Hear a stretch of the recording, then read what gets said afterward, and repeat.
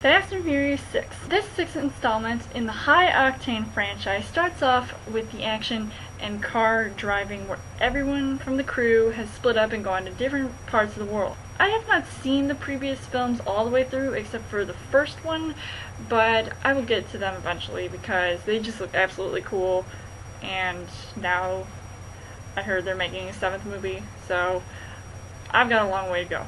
Dom Toretto and Brian O'Connor are in Spain because Brian just had a son, and just before the credits roll in, now I thought this line from Dom was pretty cool, and it was, "Let's go for a little ride." And when Paul Walker's wife says, "You're stronger together," referring to him and Toretto, I felt like that statement is so true, and it's going to help them in the long run. Wifey's got some good advice.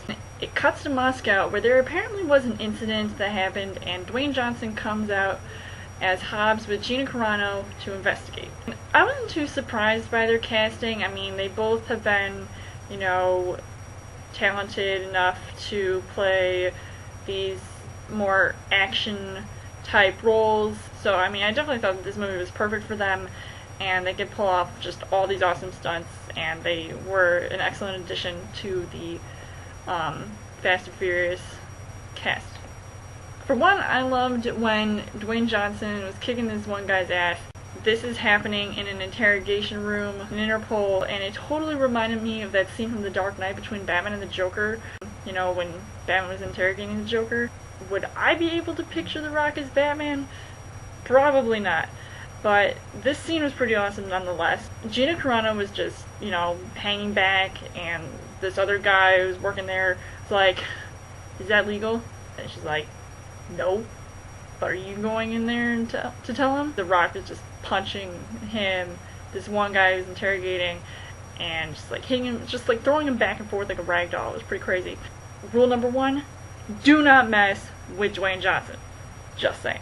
They have to hunt down this guy named Owen Shaw, who is played by Luke Evans, who I think looks totally badass as a villain, and I was just really surprised at just how awesome he was, because he normally plays these more softer roles, and I haven't really pictured him as a villain, and I haven't seen him in any movies where he plays a villain, so it was kind of cool to see him putting the spin on things. He was just totally badass. Persona, I thought, just really believable, being this bad guy, and he just had this way about him, and, he's like ruthless and serious, and then he's like calm, and, likes to get on, somebody's like softer side, so, I'll tell you about that a little bit later. And he does have a moment where he's getting close to a certain female character. Let's see if you guys remember who that is. Hobbs wants Toretto and his team to help him basically take down Owen Shaw and everything that he's doing, because what he's doing is just wrong. And there are just even more plot twists than I expected in this movie. It was ridiculous. Including the return of Michelle Rodriguez as Letty. Also, speaking of Letty, I mean, I wasn't too surprised, obviously, because if you've seen the trailer, you know she was coming back anyway. But the fact that she was supposedly supposed to be dead, it's just crazy. More characters I found to be really cool was one, Tyrese Gibson. First of all, he is just absolutely hilarious in this movie. Every single thing that came out of his mouth, I was just cracking up. It was crazy. He just added a lot of comedic moments to the movie, especially with his interactions with some of the other characters, and he was like smooth talking, and especially the one scene where he's in his private jet right before he gets the call, and I was cracking up as soon as I saw the tail of the plane. It said in like all caps, "Is Roman bitches." It was just oh wow, it just added to his like whole like personality, and it's perfect, and he had all these like chicks on the plane, so I was like, oh, I'm surprised he wanted to actually leave that, but he's got skills. Same goes for Ludacris, who is just awesome, and he just loves to make it rain with those dollar bills, especially when he's like walking away.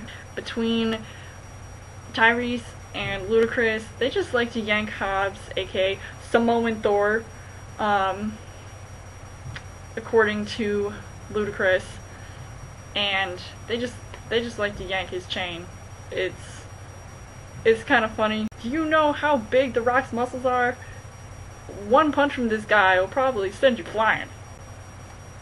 Better get that passport. The action and driving sequences in this movie I thought were pretty awesome, and they were just such a rush, which is basically the point of these Fast and Furious movies. One of the main things you're definitely going to see, so if you're not a fan of these movies, that's just too bad, because this is a lot of, like, you know, a lot of action going on. And I almost forgot that this was a movie instead of reality, because the car chase scenes, you know, I loved, you know, all those practical effects. I thought they were pretty awesome, especially when Owen Shaw is being chased in his newest ride, and it looked like, I don't even know what to call it. It almost like, it was like a watered down version of the Tumbler, but makes like sort of sleeker, like one of those old school race cars. There were these cars just flipping left and right, so I was just blown away by that. The chase scene felt like it was going on for about 10 minutes. I mean, I didn't even keep count, but it was probably one of the longest, like, car chase scenes I've ever seen. Vin Diesel even took a bullet from Michelle Rodriguez like a champ. Say, one of my favorite shots was when Gina Carano is going after Letty in the subway. So, you know what that means. You've got some, just like, it's totally badass, seeing these two girls fighting each other, just duking it out. Admit it, people, chick fights are hot. There's also the scene closer to the end of the movie where they are at, I'm pretty sure it's an airport, because there's this huge airplane. I was like, longest runway in the history of Earth. I actually don't know how long it is. That's what she said. Okay, now back to business. Not really a spoiler or anything, but once again, stay after the credits of this movie, because there's a post-credit scene. They're cranking out another well-known action star for Fast and Furious 7, which is how I found out that they were actually making a 7th movie. I was like, well, cool. 7 is a lucky number.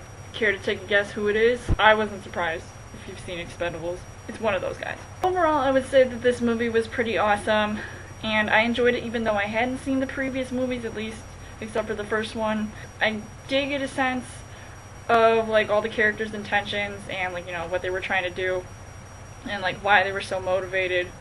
And especially being a team together. I mean, it's like, it was a lot of people on this team, you know, you had to keep them in check and just like take out the bad guy and then go home happy. I would definitely see it again, and I would recommend seeing this whether or not you have seen the previous movies. I mean, it would be good to go start from the beginning and then continue on. Some of the movies I heard in the middle weren't not as great, but this one I think was definitely a step up. Let me know in the comments what you guys thought of Fast and Furious 6, and was this movie better or worse than the previous installments? Should they continue to make more movies after this, or at least after the 7th movie, and will you continue to watch them? And as always, you guys can subscribe to my channel. I've got more movie reviews, movie updates, come back every week for a Chill Thursday video. You guys can also like me on Facebook and follow me on Twitter, and I'll see you guys later.